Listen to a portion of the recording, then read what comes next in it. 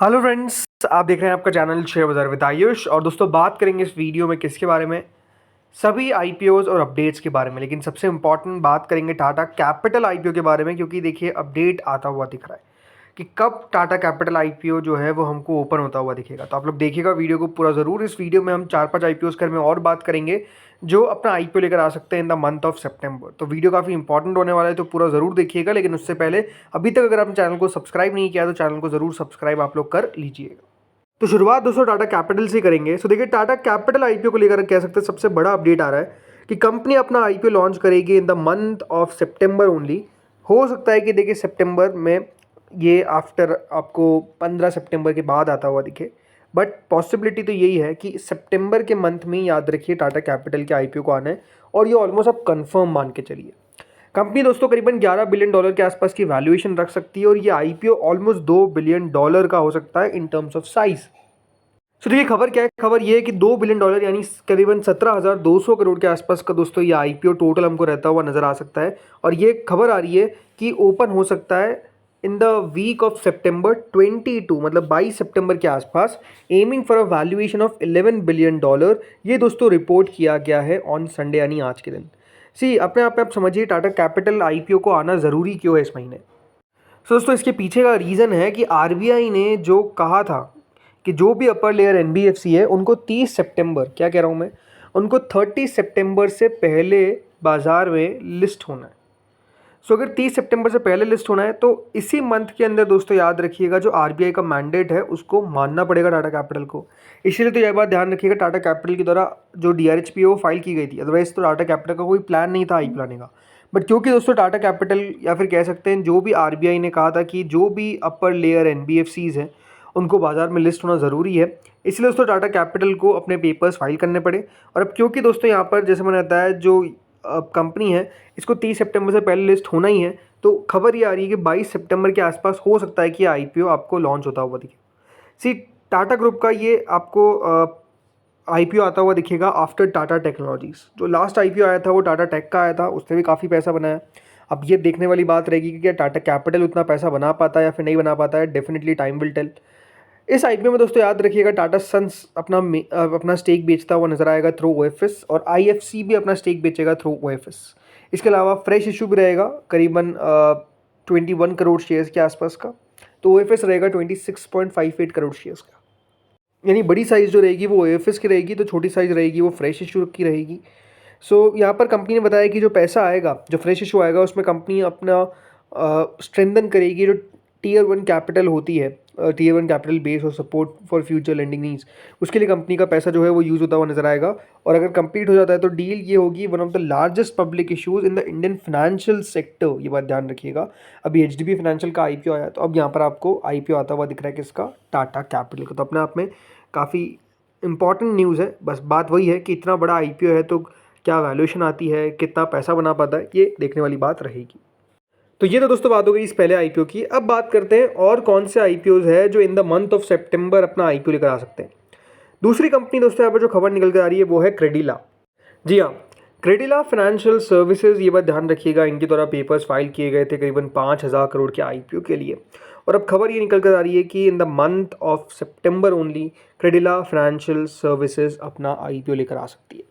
ये बात ध्यान रखिएगा, इसको बैक किया गया है by equity group, Christ capital, HDFC bank और शिनहान बैंक के द्वारा। सो 5,000 करोड़ के आसपास का दोस्तों ये आईपीओ जो है वो हमको टोटल रहता हुआ नज़र आता है। और इसमें करीबन कुछ पोर्शन रहेगा फ्रेश का, तो कुछ पोर्शन रहेगा ओएफएस का। ये जो आईपीओ है ये बात ध्यान रखिए, जैसे मैंने बताया इसमें 3,000 करोड़ का तो दोस्तों फ्रेश इशू रहने वाला है, तो 2,000 करोड़ का ओएफएस आपको रहता हुआ दिखेगा। इसमें जो इसके प्रमोटर है कूपन बीवी, माफ़ कीजिएगा बी फिफ्थ, राइट। तो ये इनका पार्ट है बीपीए ग्रुप का। तो ये दोस्तों अपने शेयर्स बेचते नजर आएंगे 950 करोड़ के आसपास के। इसके अलावा एचडीएफसी बैंक और बाकी के शेयर होल्डर्स 1,050 करोड़ के आसपास का शेयर बेचेंगे via OFS.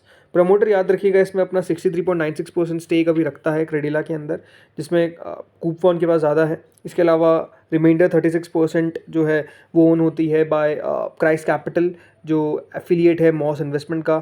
South Korean financial institution Shinhan bank और एचडीएफसी बैंक के पास 8% के आसपास स्टेक है। एचडीएफसी लाइफ के पास 1.81% स्टेक इस कंपनी के अंदर है।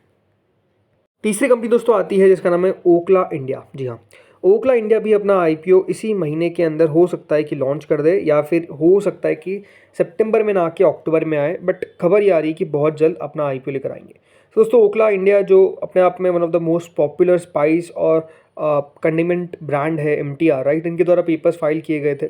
और अ, कह सकते हैं यहाँ पर जो आईपीओ है ये एक प्योर ओएफएस रहेगा, मतलब कोई भी फ्रेश इशू नहीं रहता हुआ दिखेगा। अब ओएफएस रहेगा तो कितने करोड़ का ओएफएस रह सकता है? 2 करोड़ 28 लाख शेयर, याद रखिए, कंपनी बेचने वाली है। बट खबर ये आ रही है कि इस आईपीओ का साइज ऑलमोस्ट 1700 से 2000 करोड़ के बीच का रह सकता है। सो 1700 टू 2000 करोड़ के आसपास का बड़ा आईपीओ ये भी रहेगा। ओखला इंडिया के द्वारा अपना आईपीओ लेकर आया जाएगा। ओखला इंडिया में जो सेलिंग शेयर होल्डर्स है, इसमें प्रमोटर ओखला एशिया पैसिफिक, इसके अलावा शेयर होल्डर्स नवास मिरान, फिरोज़ मिरान, और जो करेंटली जो प्रमोटर्स है ओखला एशिया प्राइवेट लिमिटेड और नॉर्वीजियन इंडस्ट्रियल इन्वेस्टमेंट, ये ऑलमोस्ट 90% स्टेक रखते हैं कंपनी के अंदर। तो इनका हिस्सा आपको डेफिनेटली काफ़ी देखने को मिलेगा। और इसके अलावा जो नवास मिरान और फिरोज़ मिरान है जो 5% स्टेक रखते हैं, ये भी अपने शेयर्स बेचते हुए नजर आएंगे। अब आते हैं अगली कंपनी पे जो भी अपना आईपीओ इस महीने ला सकती है। नाम है जेन रिसोर्स रिसाइकलिंग। जी हाँ, इनकी तरफ भी दोस्तों 2000 करोड़ के आईपीओ के लिए पेपर्स फाइल किए गए थे, और अब अप्रूवल के बाद खबर आ रही है कि इनका आईपीओ इसी महीने के अंदर आ सकता है। माफ कीजिएगा। सो ये जो आईपीओ रहेगा ये करीबन 500 करोड़ के आसपास का फ्रेश इशू रहेगा, तो 1500 करोड़ के आसपास का ओएफएस रहेगा। कितना? 1500 करोड़ के आसपास का ऑफर फॉर सेल रहेगा। 2000 करोड़ का टोटल मिलाकर ये आईपीओ, जैसे मैंने आपको बता दिया, रहने वाला है। अब ये बात इसमें बताया जा रहा है कि जो आईपीओ है इसको मैनेज किया जा रहा है by DAM Capital, ICICI securities, Motilal Oswal, ये सब के द्वारा, याद रखिएगा, इसको मैनेज किया जा रहा है। बट जो पैसा रहेगा 500 करोड़ का, कंपनी उसको मेजरली खर्च करेगी टुवर्ड्स देयर बोरोइंग्स। जो बोरोइंग्स उसको रीपे या फिर प्रीपे करती हुई नजर आएगी। इसके अलावा जो रिमेनिंग फंड्स रहेंगे इसको एलोकेट किया जाएगा for general corporate purpose, right. Overall अगर आप जेन रिसोर्स रिसाइकलिंग को देखेंगे तो कंपनी का रेवेन्यू 2888 करोड़ का था सितंबर 30 2024 के आंकड़ों के हिसाब से। 112 करोड़ का कंपनी का मुनाफा था। कंपनी का ओवरऑल जो नेटवर्थ है वो 481 करोड़ के आसपास है। बोरोइंग 969 करोड़ के आसपास है। तो इंटरेस्टिंग रहेगा इसका आईपीओ देखना कि किस प्रकार का आईपीओ रहता है। खबर यही है कि इन द मंथ ऑफ सितंबर आ सकता है। फिर तो अगली कंपनी पे जिसका नाम है दोस्तों रूबिकॉन रिसर्च। अभी इनके नंबर्स भी निकल कर आए Q1 के, जिसमें 69% कंपनी का प्रॉफिट बढ़ा। खबर ये आ रही है कि रूबिकॉन रिसर्च भी इसी महीने के अंदर अपना आईपीओ ला सकता है। दोस्तों ये एक कंपनी है जो महाराष्ट्र बेस्ड है और फार्मास्यूटिकल फॉर्मुलेशन कंपनी है रूबिकॉन रिसर्च। इनके अंदर भी दोस्तों पेपर्स फाइल किए गए थे, और जैसा बताया अभी कंपनी के नंबर्स निकल कर आए, जिसमें नंबर्स कंपनी के काफ़ी शानदार आते हुए दिखे। कंपनी का जो प्रॉफिट है वो 43 करोड़ जो था वो फर्स्ट क्वार्टर में ऑफ FY26 करीबन 69% बढ़ता हुआ नजर आया, जो पहले 25 करोड़ के आसपास का था। रेवेन्यू 11% तक बढ़ता हुआ नजर आ गया। सो अच्छे नंबर्स कंपनी ने पेश किए। कंपनी दोस्तों ये जो एडेंडम है, याद रखिएगा नंबर्स का, वो फाइल किया था ऑन 18 अगस्त। सो ये भी अपने आप में दोस्तों आईपीओ लेकर आने वाले हैं। ये करीबन 1000 करोड़ के आसपास का आईपीओ रह सकता है मोटा मोटी, और ये भी आईपीओ अप्रूव हो सकता है इसी महीने के अंदर, मतलब इसी महीने के अंदर आपको आता हुआ दिख सकता है। कंपनी के पास अभी एक्टिवली 72 एक्टिव ANDAs है और 9 एक्टिव NDAs अप्रूवल है on by the one over the counter monograph, जो लिस्टेड है विद द US FDA। ये बताया जा रहा है कंपनी ने। तो ठीक ठाक कंपनी है। अब लेट्स सी कब आईपीओ लेकर आती है, बट जैसे मैंने कहा सितंबर या फिर अक्टूबर के अर्ली में आईपीओ लाने की एक्सपेक्टेशंस है। देन आते हैं दोस्तों आखिरी कंपनी पे जिसका नाम है फुजियामा पावर। ये भी दोस्तों अपना आईपीओ इसी महीने के अंदर लेकर आ सकती है। इनकी तरह पेपर्स फिर से फाइल किए गए थे, जिसमें करीबन कंपनी ने अपने आईपीओ के साइज़ को 600 करोड़ पे लेकर आ गए थे, मतलब फ्रेश इशू के साइज़ को रिड्यूस किया गया था।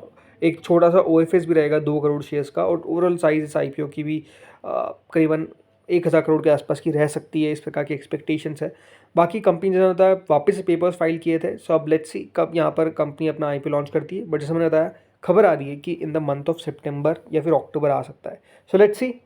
अब ये बात ध्यान रखिएगा, ये जो सारे आईपीओ है डिपेंड करेंगे मार्केट कंडीशंस पे भी। अगर दोस्तों मान लीजिए बाजार बहुत ही ख़राब हो जाता है, मार्केट्स बहुत ही गिरने लग जाते हैं, तो फिर तो अपने आप में थोड़ी सी उम्मीद हमको कम करनी पड़ेगी कि मार्केट्स की गिरावट में आईपीओ आए। बट अगर बाजार थोड़ा सा स्टेबल रहता है, थोड़ा सही रहता है, तो फिर ये आईपीओ डेफिनेटली आने से कोई नहीं रोक सकता है। तो दोस्तों इस वीडियो में तो इतना ही था। होपफुली वीडियो आपको बढ़िया लगा होगा। अगर आपको अच्छा लगा तो लाइक कर देना, चैनल से पहली बार जुड़ो सब्सक्राइब कर देना। Thank you friends for watching this video.